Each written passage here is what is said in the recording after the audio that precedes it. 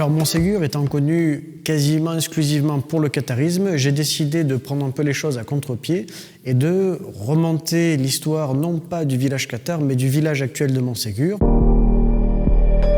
Là, c'est la date la plus ancienne qu'on ait trouvée sur une pierre du château réemployé, 1803.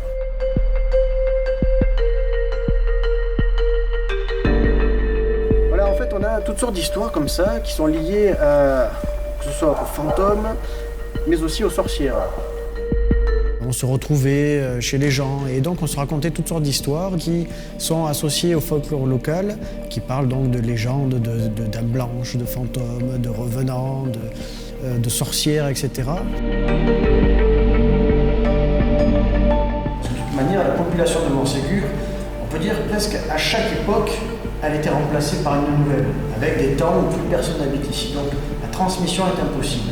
Au XIXe siècle, on redécouvre le catharisme à Montségur. À ce moment-là, l'histoire cathare va s'associer au folklore local.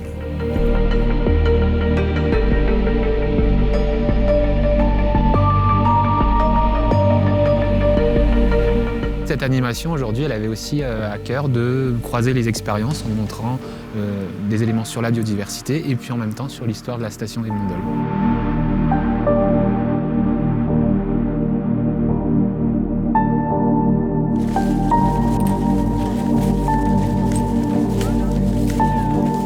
Les sensations qu'on voudrait pouvoir laisser, c'est peut-être les sensations qu'ont eues les pyrénéistes, c'est-à-dire ces pionniers de la montagne pyrénéenne qui certes avaient envie d'expérimenter physiquement la montagne, mais aussi avaient envie de se rendre compte que cette montagne, elle renvoie des sensations spirituelles, philosophiques peut-être.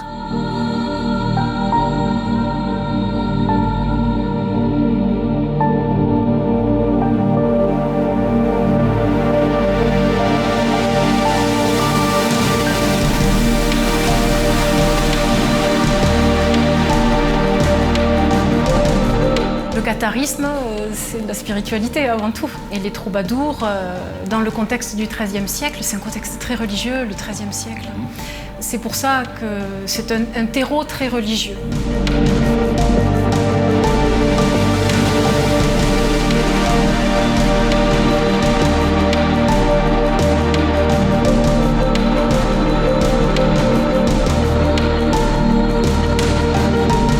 Si on considère la spiritualité comme un élan du cœur, déjà, une ouverture du cœur, pour moi, on a gagné quelque chose.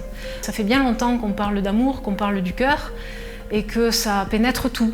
J'ai la joie à chanter, j'ai la joie à ce que les gens chantent avec moi. C'est canto, c'est un hymne pyrénéen, et on a ce parade là dont je parlais tout à l'heure, cette noblesse du cœur qui fait qu'on se sent pyrénéen, on est fier, on a des valeurs, et on a envie de les porter ces valeurs. C'est canto que